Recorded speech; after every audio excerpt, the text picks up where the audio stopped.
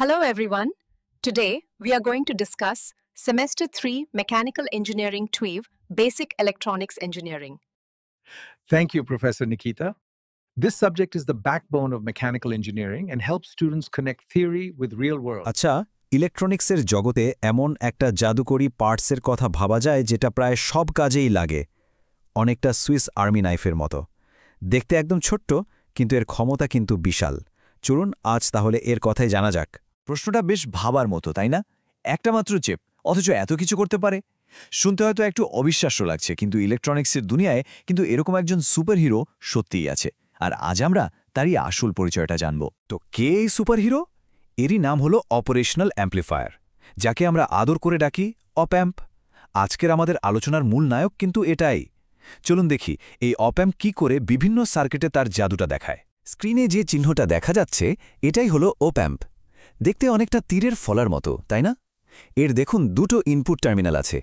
একটা হলো নেগেটিভ চিহ্ন দেওয়া, যেটাকে বলে ইনভার্টিং টার্মিনাল, আর অন্যটা হলো পজিটিভ চিহ্ন দেওয়া, ওটাকে বলে নন ইনভার্টিং টার্মিনাল। আর আউটপুট পাওয়ার জন্য রয়েছে একটা মাত্র টার্মিনাল। বেশ সহজ, তাই তো? বাস্তবে তো কোনো কিছুই 100% নিখুঁত হয় না, কিন্তু একটা আইডিয়াল অপ-অ্যাম্পকে বোঝার জন্য আমরা কিছু নিয়ম ধরে নিই। যেমন ধরুন, এর ভোল্টেজ গেইন মানে সিগন্যালকে বড় করার ক্ষমতা হলো অসীম। এর ইনপুট ইম্পিডেন্সও অসীম, যার মানে হলো এটা ইনপুট থেকে কোনো কারেন্ট টানে না, একদম চুপচাপ শুনে। আর আউটপুট ইম্পিডেন্স হলো 0, মানে নিজের পুরো শক্তিটাই আউটপুটে পৌঁছে দেয়। এই নিয়মগুলোই অপ-অ্যাম্পকে এতটা নির্ভরযোগ্য আর কাজের করে তোলে। চলুন এবার অপ-অ্যাম্পের একটা দারুণ কাজ দেখি। ধরুন কোনো একটা সিগন্যালকে ঠিক 18 ডিগ্রি উল্টে দিতে হবে। অপ-অ্যাম্প এই কাজটা খুব সহজেই করতে পারে, ঠিক যেন একটা লিভার যেটা কোনো জিনিসকে এক ধাক্কায় উল্টে দেয়। এই সার্কিট কনফিগারেশনটাকে বলা হয় ইনভার্টিং অ্যাম্প্লিফায়ার। এই সার্কিটটাতে দেখুন, ইনপুট সিগন্যাল মানে VI একটা রেজিস্টার R1 এর মধ্যে দিয়ে অপ-অ্যাম্পের নেগেটিভ বা ইনভার্টিং টার্মিনালে দেওয়া হয়েছে, আর পজিটিভ টার্মিনালটা সরাসরি গ্রাউন্ড করা। ফিডব্যাক রেজিস্টার RF আউটপুটকে আবার ইনপুটের সাথে জুড়ে দিয়েছে। ব্যাস, এই সাধারণ সেটআপটাই সিগন্যালকে উল্টে দেওয়ার জন্য যথেষ্ট। এখন সবচেয়ে জরুরি বিষয় হলো এর গেইন কত হবে, মানে আউটপুট ভোল্টেজ কতটা পাবো। এর ফর্মুলা হলো আউটপুট ভোল্টেজ আর ইনপুট ভোল্টেজের অনুপাত, যেটা কিনা -RF/R1 এর সমান। দেখুন ফর্মুলার সামনেই একটা নেগেটিভ চিহ্ন আছে। এই চিহ্নটাই বলে দেয় যে আউটপুট সিগন্যালটা ইনপুটের একদম উল্টো হবে, আর সিগন্যালটা কতটা বাড়বে বা কমবে সেটা ঠিক করে দেয় ওই দুটো রেজিস্টার RF আর R1। তাহলে বলুন তো, এই যে গেইন ফর্মুলাতে একটা নেগেটিভ চিহ্ন আছে, এটা আসলে আউটপুট সিগন্যালটার সম্পর্কে আমাদের কি বলছে? ঠিক ধরেছেন, এটা বলছে যে আউটপুটের পোলারিটি ইনপুটের ঠিক উল্টো। অপ-অ্যাম্প কিন্তু শুধু সিগন্যাল উল্টে দিতেই পারে না, এটা সিগন্যালকে না উল্টে তাকে আরও বড় বা অ্যাম্প্লিফাইও করতে পারে, অনেকটা আতশ কাঁচ দিয়ে ছোট লেখাকে বড় করে দেখার মতো। চলুন এই নন ইনভার্টিং অ্যাম্প্লিফায়ার কনফিগারেশনটা এবার দেখে নেওয়া যাক। এই সার্কিটটার দিকে তাকালেই একটা বড় পার্থক্য চোখে পড়বে। আগেরটার সাথে মূল তফাৎটা কোথায় বলুন তো?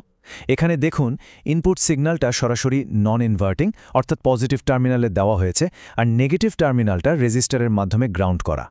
শুধু এই ছোট্ট একটা পরিবর্তনই কিন্তু পুরো খেলাটা ঘুরিয়ে দেয়। নন ইনভার্টিং অ্যাম্প্লিফায়ারের গেইন ফর্মুলাটা হলো 1+RF/R1। এখানে ভালো করে খেয়াল করুন, কোনো নেগেটিভ চিহ্ন কিন্তু নেই। তার মানে কি?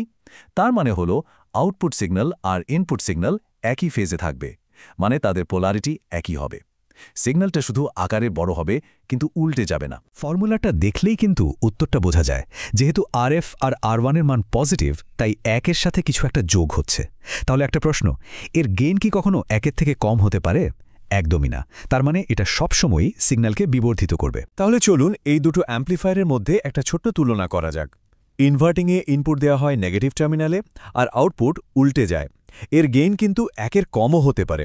অন্যদিকে নন ইনভার্টিংয়ে ইনপুট যায় পজিটিভ টার্মিনালে, আউটপুট একই ফেজে থাকে, আর এর গেইন সবসময় একের বেশি হয়।